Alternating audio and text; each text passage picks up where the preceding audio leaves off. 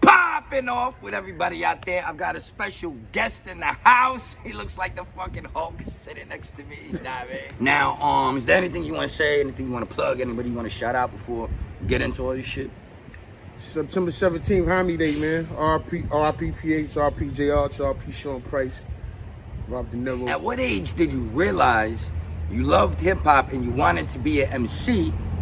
And then on the flip side, like, when did you actually start rhyming and laying down tracks and like start to build a rep for yourself? You know what I mean?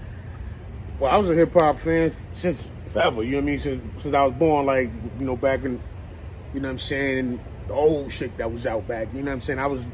My uncle used to be a sound. My uncle used to do like road work and sound work and all that shit. All right. You know what I'm saying? Like, my family's got a lot of people that work in music in my family. You know what I mean? My older cousins, my mother's first cousin, they was a part of a real famous group from Brooklyn in the 70s and 80s and shit. You know what I'm saying? Or like singing and shit? Yeah, a group called Sky. You know what I'm saying? That's you know, my older cousins group and all that. So like, I seen, like, from a kid, you know, tour buses, go albums on the walls and shit like that. You know what I mean? If y'all go back to the old soul funk, the old R&B soul stuff, you know what I'm saying? They heavy in that scene. That's like 80s, 70s. You know what I mean? That's like, you know, yeah, they got like a unsung on beat. What's that show? TV1? Yeah, unsung. Like they did the fucking unsung. There's an unsung episode on them, so check them out. Sky. You know what I'm saying? So, you know, I seen this music in my family forever, but like, I was a child, my uncle used to always come from off the road. You know what I'm saying? Like, and besides just seeing everything in the street as it was progressing, but my uncle used to come back and give me like CDs and tapes and shit.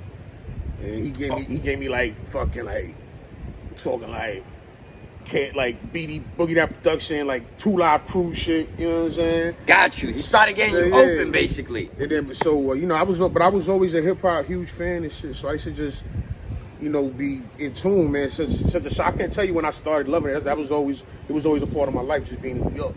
But, you know, from high school, you feel me, you know, then I, you know, encountering people and, you know what I'm saying, already being in the loop with a lot of brothers that was coming up and shit, it just kind of fell hand in hand, you know what I'm saying? Like, me and my brother DJ Shelf, you know what I'm saying? We was that was one of my classmates and shit. You know, we used to rhyme together, having fun and all that as kids and all that, and it just birthed into, you know. So he went more kind of into never the stopped. DJ section. Yeah, he started. Yeah, he was even a DJ then. Like, we used to go to his crib. All right. Freestyling, he'd be on the turntables and shit. You know what I'm saying? We rhyme about whatever the fuck happened in school type shit. You feel me? Like, Yeah. You know, we had a long ride on the R train back to this side of the hood. So, you know what I mean? Like, we just rhyme about whatever. And he start rhyming. I go on the table. That was trash, but I would do it anyway. You know what I'm saying? Got you. But yeah, so it started from then. I started from, like, you know, like 15, bro, since teenager, bro. Then it morphed into organized shit. Like, I was throwing battles already from, like, you know what I mean, from my early 20s. I was throwing battles and shit. You feel me? I was doing. Okay, so now high school, you getting it popping, fucking around with your man DJ Self. You starting to rhyme. Y'all going block to block, doing y'all 1-2. He wasn't going block to block with me. You know what I'm saying? He wasn't going block. Clarify. I was going block to block. He was practicing what made him what he is now. Like, that's still my nigga. So word. So now getting you get out of high school and now things start to like take off for you a little bit as far as by that time. So, you know, from you know, early high school, you know what I'm saying, I was already clicked up with brothers like Sean P. You know, they was already working on, you know what I mean, they was already ahead. You know, they got me by some years. I'm the little homie and shit, you know what I'm saying? So they was already in the loop, you know, shout to you know, Tech and Steel, you know, Buckshot and all of them, the whole Dug Down, you know what I mean? Like, I was I linked up with them, and then I was fucking running around up under them from high school age on. So I was already in the loop, you know what I'm saying? And I would even I'd even do internship at their office. I'm running around doing the fucking mailings and the call-ins. I did it from jump, man. Like, this shit just spoke to me from young, you know what I mean? So I hit the ground running. It wasn't even necessarily like I want to rhyme thing. I just loved the whole. I was a hip hop dude, man. You know what I'm saying? 90s New York City, like what the fuck else you do? You know what I'm saying? Like that's how we come up. That's what we did. So I love hip hop. you know Hip what I hop mean? is the street. That's the only thing that spoke to us, because you gotta understand. People don't understand, like, we take hip hop serious here because, like, these are the streets that created the genre. You understand? Yeah, what I'm saying? yeah. So, like, when people say, when we say this shit speak to us, it really speaks to us, man. The pavement, you know what I'm saying? Like, the bookings, you know what I mean? The pool, the projects. This is what make hip hop, yo. You know what I'm saying? Like, it just started in the coming out the struggle, yeah, the ingenuity, and expressing yourself, and letting motherfuckers know what time it is. Yeah. Man, it's crazy how it's evolved, because initially, the hip hop for me was cats breaking down the details of the streets, but also giving you an out. Like, yo, make it out the hood. And that's exactly what it kept me out of a lot of trouble, because I was still on my bullshit, typical bullshit. But like, that was always one of my main focuses. So it helped me out of a lot of situations, to be honest. Hip hop was always like one of my main focuses, because it was the only thing it was like, kind of like, you know what I'm saying, like the shot, like the light at the end of the tunnel type shit, because ain't nothing else, nothing spoke to a motherfucker like that. You know what I'm saying? Nothing infected you. Nothing made you want to wake up like you wake up in the morning and don't even think. Yeah, you're just doing it. Some people is church, some people is sports. You know what I'm saying? Sports was my thing early on. You know what I mean? But certain things speak to certain people. You know what I'm saying? And I like to express myself via hip hop. It was the only thing that spoke to me that I understood since birth. You have a heavy presence and a legacy within battle rap. Now, can you walk us through your introduction to the scene and break down how you were able to be so impactful, but also be like an intricate part of the overall success of battle rap? Because a lot of people, they don't know that you brought a lot of these battle rappers from the background to the forefront, and you really helped build this shit from the pay-per-view events to this to that. Like, give us the rundown. Man, that alone is like an 80,000 part multi-tiered question. To start, you know, I was an active participant years ago. You know what I'm saying? I ain't no, you know, I leave it up to the motherfuckers that really direct their time and energy to it. Like, I rhyme and all that, but I mean, as you could, you know, you can hear it work and all that, but.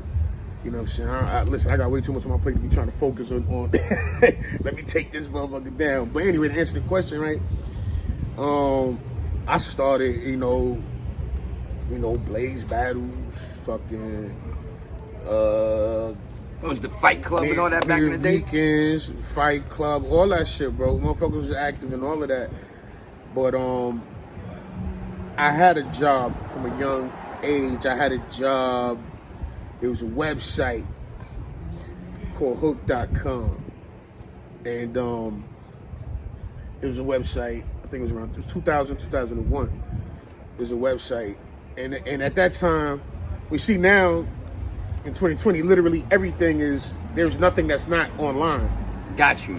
You know, so you got to understand the perspective to the younger people. There was a time where everything wasn't as readily accessible. Like, let me go on my phone, order my food, order my ride. Like, I don't even have to speak. You know what I mean? Everything is right here, 2-3 seconds. You press a button or two, and 20 years ago wasn't like that. So we had a website called hooked.com, and it was one of the first hip hop websites that had an online community. We had our own e-commerce where you could buy stuff from us, because it wasn't like that before. We had a warehouse. It was all downtown Manhattan. So we had the clothing. So whatever clothing that was popular then, like, it was baggy as hell. It was 2000. Yeah. Whatever, Fat Farm, whatever the fuck. We had the warehouse. You could order your clothes from us. We had our own online, you know, magazine at the time. You know what I'm saying? So we had a lot of people that worked with us. My brother Pt.1, the editor-in-chief of Vibe, he was there. My sister Mahogany Brown, she was there. There was a lot of prolific journalists and everything that worked there. Puff was a part of the company. He was one of the, I don't remember his title, one of the CEOs or whatever. But it was an ill job. Like, I'd literally be at work chilling, and Harry Belafonte would walk in and shit. And I'm talking to Harry Belafonte about Bedstuy and shit. Like, you know what I'm saying? Like, it was wild. You feel me? But anyway, they had a budget to throw events. Got you. You understand what I'm saying? So my sister Mahogany Brown, she was actually the one that started doing it first, but she wasn't an MC or nothing. She was a spoken word artist, just a hip hop fan. but she wasn't a actual rapper or nothing. So I was just helping her out with the events. You know what I'm saying? I'm like, she wasn't from New York. She was from the Bay. She from Oakland. Okay. You know what I'm saying? So anytime she needed motherfuckers and shit, I was always the one that was getting everybody anyway because I was the fucking rapper. Got you. So hit this one up, hit that one up, make this call. I ended up just starting securing all the talent just off, and it wasn't something that was planned. It was just like, yo, Pen, you got this person. All right, bet. I'll be in ciphers with these niggas anyway, like, you know what I'm saying? So like, who were some of the guys you brought out? Mortal Technique, Diabolic, Jen, Big Zoo, Math Hoffa, and that's all from then. I'm not talking about, you know what I'm saying? That's from back then. Smoke Dizza. So this guy's responsible. If you got punched in the face by Hoffa, blame this guy. Nah, I'm just joking. Nah, blame Hoffa being hungry. You know what I'm saying?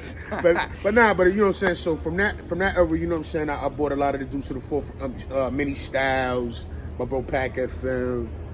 You know what I'm saying? So anyway, we throwing those events, and I was pretty much getting Big Zoo. I'm gonna be naming names forever.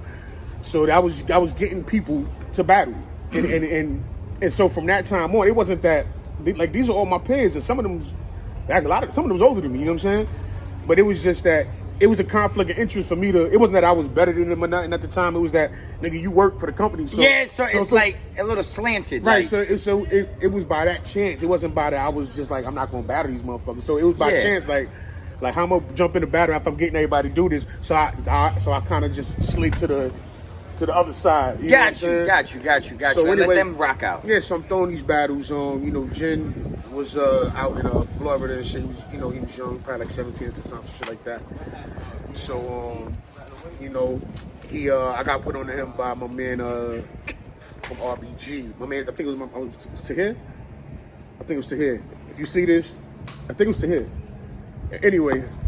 But yeah, so he because a lot of dead president, they all from Florida and all that, you know what I'm saying? So I knew them brothers from when they moved up here, you know what I'm saying? So shout out to all, M1 Stick and all of them, you know what I'm saying? So he put me on the Gen, and I'm like, yo, all right, I'll make sure you get a plate, you feel me? So have him come through. Yeah, so he came up from Florida and all of that, and we put him in the battle, and that was the rest was history, man. He started taking over New York City and shit, so I started putting him in other little things of that nature. You know what I'm saying? The 106 of Park shit happened. Boom. Oh, so you were responsible for getting Son to go up there and do his one, because he was killing that shit. I ain't gonna front. Yeah. He said that his manager got it. I remember differently. But chill. So we done been spoke about it. I ain't putting no gas on. I'm just saying the truth. Yeah. He might remember it one way. Now you know what it is? Because your demeanor sort of like I'm not throwing the extras. I'm just saying. Yeah, no, Uncle Nick be like I get hyped up off shit, so it might seem like I'm gassing something up that necessarily isn't like an issue. Right, I'm just like a fan in the crowd, battle rap type shit. Like, let's go. I stand on all my words. I'm just making it clear. But anyway, whatever. So yeah, it was a situation where they were checking out who we was we had people coming up. We had all the people coming up in the scene, on the freestyle scene. So my man Terrence worked up there. Not the host Terrence. There was a dude behind the scenes named Terrence as well. Before the Terrence was there. There was another dude named Terrence. And I used to have a relationship with him. Yeah, so they was in tune with all the people that we was bringing up. You feel me? So and they start noticing well, all these cats is coming out of this camp over here. Yeah, and ain't none of us invent battle rap, but my stamp on it has been longer and a lot more influential than most. You know what I'm saying? Like all the. So they started taking our footage, and this is before we even realized that footage was that important. We was still more based off of the live. We out here in the street. We out in the venue. Like we was more like to us. We didn't know. The actual and factual, the moment is what you're capturing. Right. You're not thinking of after the fact. I mean, we didn't. Sales, online, marketing. We was from the block. We was just thinking, the people here is good. We made money at the door. If y'all take that shit and put that shit on the internet, good for you. Who cares? Knock yourself out. But that was then. That's not now. That was then. So a lot of our battles got bootlegged and shit. You know what I'm saying? A lot of websites started them up. Building their own websites off of our footage. Like my thing was, we didn't know what it was going to turn into. This was just for the love. You know what I'm saying? I had an opportunity with a company at a young age to do some shit. We did some shit. It was dope. And you making bread, cats is coming through. And we kept it moving. Job well done. Yeah, so that was that was how we kind of started. You know what I'm saying? And then But could you attribute these cats bootlegging your shit to kind of your success within the shit as well? Because they also pushing it out there, whether they're doing it the right way or not. I guess it all factors in. Yeah, I mean that'd be foolish to say like people. That'd be fair to say. Recognizing your work from online or whatever. I mean, from seeing you through bootlegs. I mean, you may not be getting paid from the video itself, but now these people are more in tune to what you do, and now they want to support your other avenues of interest. So yeah, that works in a way. Yeah. That definitely works in a way. And honestly, that was, to be real, that was them taping the battles and shit was hindsight that I ain't even realized at the time. You feel me? Because you know, like I'm a dude, like even to this day, you know what I'm saying? Like I don't give a fuck about Facebook and shit like that. You know what I'm saying? But I guess I'm from a generation where we didn't have to.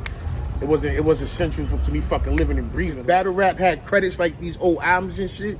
Your name be all up in that motherfucker. And every last one of them shit. So we can fast forward. You know what I'm saying? There was a bunch of other. There was leagues on the streets. I mean, not leagues. There were events on the street side. Like, of course, Smack came around in like, I guess 203 probably. Smack, Fight Club, all that was popping. So was he an observer more than a facilitator at the moment, or was he? I mean, he was throwing battles on his platform on the DVD. But when they was doing the DVDs, it was the battles was like it was like they would have like one battle at the end. You know, like after there was like a hour other footage and shit. You know, mostly whoever was popping at the time. You know, Freeway, Beanie Sigel, whoever the fuck. And then at the end it'd be a battle and shit. But yeah, so there was a bunch of different, you know, from the Smack and the street statuses and shit like that to then they had like the freestyle shits, like the Scribble Jams and the Tourette's, and so there was like two separate scenes at the same time. You know what I mean? Grind Time was a new battle league that came along. My brother Matt Ills and Direct, and Matt Ills and Direct were the two dudes involved at the time. Matt Ills, I think, was the founder. Him and Direct founded it. However it worked out. Them two were the first two, and they started in Florida. They decided to break out into divisions. You understand what I'm saying? They were like, yo, it was doing well down there.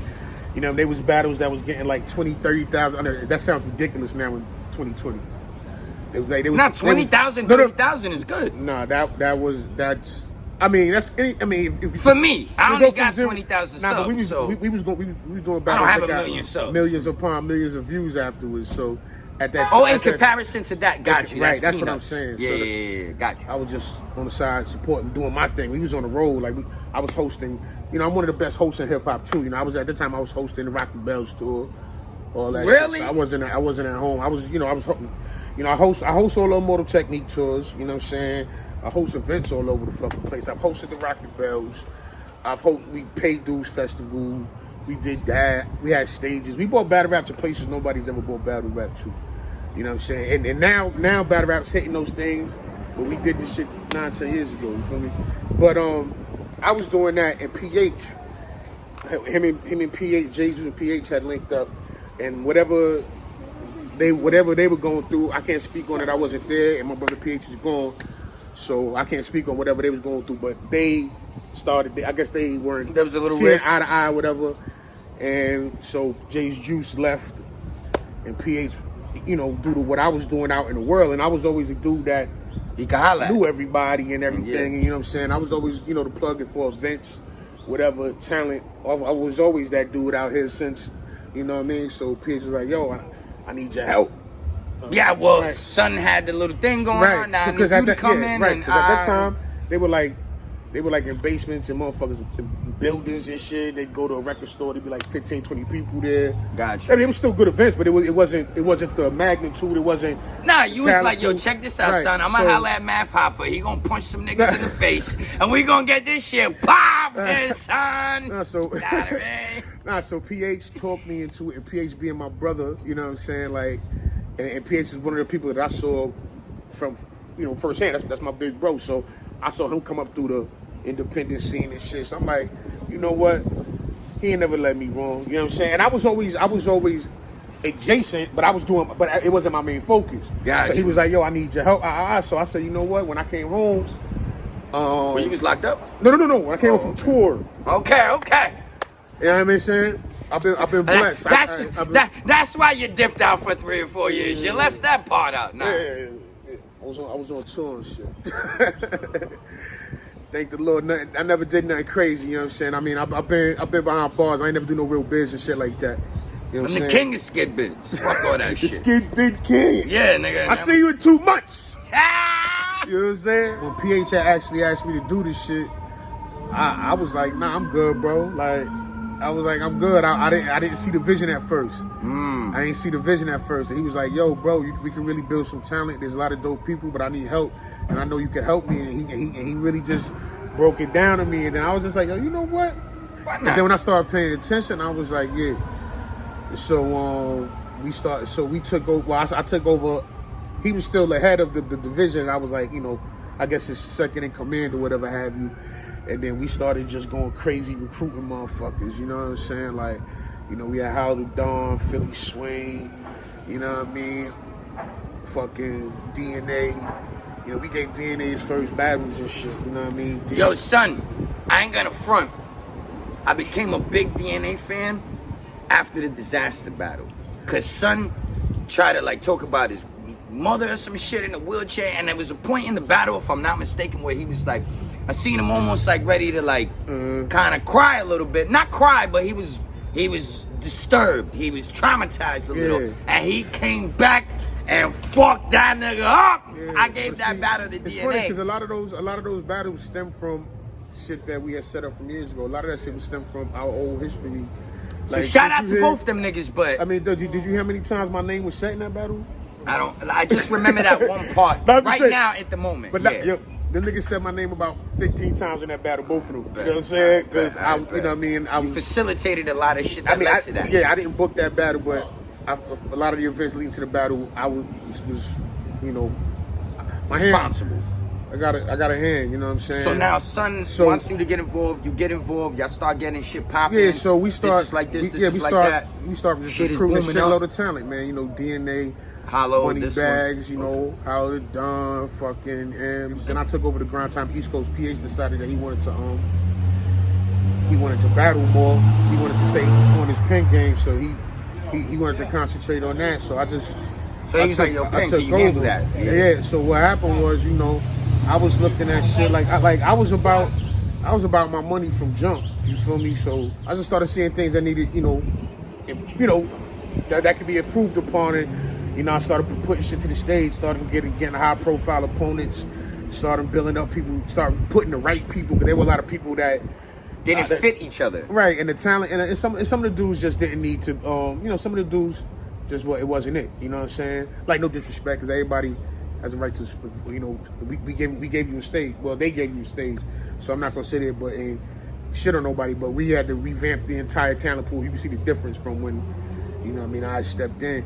And then we had actually invented a farm system to bring up MCs into the Grind Time. Oh, like AA, baseball, all that shit, It was called, well, you know, the D-League, all the battle rap fans would attest to the Proving Grounds, but, you know, the Proving Grounds was an idea that came from Grind Time and us. It was the draft, you know what I'm saying? And, you know what I mean? So we had, so instead of just having everybody on the main stage, we would have a kind of a filtration system so people can work their way up, you know what I'm saying? And then we can put them on the main stage. So we brought that to the game as well. Well, you allow you to sharpen your sword to the point where when you get on stage, because you're ready, you sound good, because precise, and you've had some practice. Right, before it was just in the ever previous, it was just you go. There was really no structure and no weeding out. You know, you may not be ready for that. You know what I'm saying? This person skill set may be 10 times above yours. We can't, like, you know what? You need to develop your shit. I can get you against somebody else that matches your tailored and tape and have a real fight instead of some just, you know what I mean? It's one dude getting slaughtered. Right, and sometimes that motherfucker right there may not ever have what it takes to take it to that, you know what I mean? Whatever, but at the end of the day, it's practice makes perfect. But anyway, we brought that element to it as well, you know what I'm saying? And from the Grind Time, you know, series of battles in New York, you know, had a young chap that used to come to the events, and a lot of dudes used to you know, just coming to see what he was doing, and they started seeing that it was actually lucrative to throw events, and they started seeing that, you know, we used to have people line up around the corner no matter what, You know what I'm saying? And we was, you know, so when people saw that, they I guess, you know, people put their own ideas and things, and they start building off that too. Right. So shortly after Grind Time, I started, you know, doing numbers out there. PH had booked a battle with T-Rex and Math Hoffa. Now everybody know them. You know what I'm saying? They both was on the Smack DVD and all that shit, of course. But at that time, Smack wasn't actively throwing battles. I think the last one that I can remember, if my memory's fucked up, somebody correct me. I'm pretty sure y'all be glad to do that. I think the last one I hit through was Math and Solomon. I think that was probably the last one they did in Fat Beats or whatever, but they weren't, you know, doing events like that. R.I.P. to Fat Beats. Yeah, man. That's the shit. It made 10 years, yo. You know what I'm saying? So, I used to go in there and just fuck around, dog. Yeah. I met and listen to music. I met CF and Fat Beats. But yeah. Shout out to my BMR niggas. I'm gonna be in Jersey City tomorrow with Don Teak, CF, the Puerto Rican Mike Tyson. Y'all was calling him the Puerto Rican Mike Tyson before he started. Well, I can't say before, but like, then I just seen him doing the boxing, and I'm like, I knew it, nigga. Puerto Rican Mike Tyson. Special, you know what I'm man. saying? He on my team. Don't worry about it. He on my team. The Cosmic Felon. Let's go. But yeah, so we had booked Math Hoffa and T-Rex, and then some business fell through on that. I wasn't a part of the business. My bro PH ain't here to talk about it, so I can't really speak on it. God, I was, you know what I mean? But when something went left with the business, Smack and them decided to throw the first URL event. And the first URL event headline was Math Hoffa versus T-Rex. That was a battle that we. Oh, so that was supposed to be something y'all were putting together. Yeah, something fell out, and he just went ahead and pushed it. Right, and that was the birth of URL. That's out there. Now, you know what I'm saying? Like, that's there to be seen. That's the truth.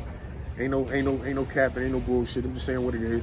And it ain't no hate. I still support them. So yeah, I don't want nothing to be misconstrued, bro. Because I'm doing just fine.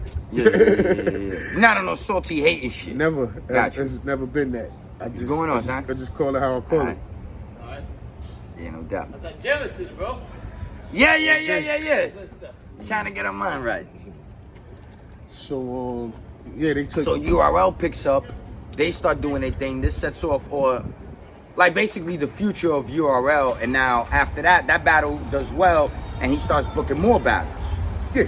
So now, how the King of the Dot and all these other niggas start coming into King of the Dot had already existed, but they weren't as prominent. Gotcha. I think if my memory serves, like I said, I just call it like if you want the straight up whatever, I'm the person that's gonna say. Nigga, just say what it is.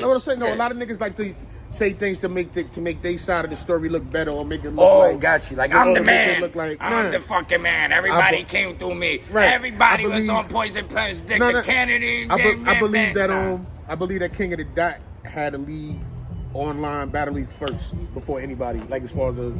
Oh, okay, league. but it just wasn't. But I don't think it was as prominent. It wasn't as prominent. I mean, as far as the first popular. See, this way the timeline may get fucked up, but I believe King of the Dot may have had a battle league first. But Grind Time definitely took the fucking reins and was the premier, was the blueprint for what a lot of motherfuckers do. But it was just a little more. It was more diverse. So now URL slides out. King of the Dot starts to come up, and where we at right now? How does everything start coming together? So with I guess the so now that battles? so URL starts to fucking. So now that time, this is back around 10, 11. So you know, it's Grind Time, URL, King of the Dot. It's like a big three at the time. But but URL, they you know what I mean? You got some smart niggas over there, man. Beasley a smart man, you know what I'm saying? Smack had his ear to the street, you feel me? So they turned this shit into a marketing juggernaut where right now they're pretty much synonymous with battle rap, you know what I'm saying? Like people that don't really know, that follow it passively. Right, that's what I'm saying. They think URL Smack automatic. That's battle rap. And it's an element of battle rap. It's a very important part of battle rap, but it's not battle rap on the whole. That's not the case. You know what I'm saying? So where was I? Oh, so yeah, around that time, it was Grind Time, King of the Dot, URL. Obviously, URL, you know, ended up being like the forerunner of the leagues and shit. But King of the Dot was primarily in Canada. They were primarily, Toronto. You know what I mean? Had a few other hubs and shit. You know what I mean? And they were pretty much developing Canadian talent. And Grind Time, we were the guys that was pretty much. Grind Time was the guys that was pretty much. We just wanted motherfuckers that could rhyme. It didn't matter if you was on some gangster shit, some nerd shit, white, black. We didn't give a fuck. Like, as long as you was nice. Well, as far as me, like towards the end, it was just too much. There was no control of the town. That's why I left. But my concern was just if you dope. That's why I had my top tiers. I had white boys. I had black dudes. Everything. Like my top guys was, from any given time was Slave Sever, DNA, Rome. You know what I'm saying? Like I had white motherfuckers, black motherfuckers. You know what I'm saying? Like I've had a cast of characters that really transcended. I just cared if he was nice. You feel me? But anyway, so there's the big three, and the issue with Grind Time. So now now this time everyone's throwing events. Big ups to Trinidad. You kids every day in Trinity, son. Son got the red, white, black. Yeah, shout out to all my Trinis. He was repping. So we throwing these events. I'm looking now. Trinity today, kind of, right? Nah. So we throwing these events. Now we all competing, like trying to throw the illest event, whatever have you. So, the doors are getting nice and shit like that. So I'm trying to think of, more ways to, like, elevate it has to be, this shit. You know what I'm saying? YouTube. And separate yourself. Right, the YouTube checks has been so great. You feel me? Like, and I was a part of a company. It wasn't like it was all coming to me. Yeah. So it's and anyone that knows the YouTube check, it ain't that deep. Yo, son, you get a million views, your shit is fully monetized. You're pulling down, from my knowledge, about 4 to 5 racks, maybe 7, 8, depending on your RPM. Like, because different people get paid different amounts for different videos. You know what I'm saying? You might have a cat that's more buzzing, and his shit is higher. So he might be getting $4 or $5 per impression or whatever. So so it fluctuates. So you fucking with a company with like 10, 11 niggas. What the fuck that? You know what I'm saying? that's a paycheck working all week for somebody. Right. So yeah. So either you gotta produce mad videos, right, or you gotta find another way to bring in more income. And those videos cost money. So my whole shit was, all right, we gotta get bigger and better people involved. We gotta, you know what I'm saying? We started doing just out the box things, but I was on some shit like, how can we get it to more people? And fuck it, how can I actually do more than just do alright? Because I was as far as the door and all that, I was doing fine, but overhead goes up. This is before the business was structured. Let's do pay-per-view. You know what I'm saying? We're gonna do a pay-per-view. Fuck it. You know what I'm saying? Like, what? How the fuck did you come up with that? It wasn't. It wasn't me. It wasn't. It wasn't genius. It honestly, bro, it's common sense, bro. It was common sense. Nigga, I don't have that kind of common sense. It ain't that common. Yo, bro, it's common sense. And I watch wrestling, bro. You ain't disrespecting me, right? Nigga got no common sense.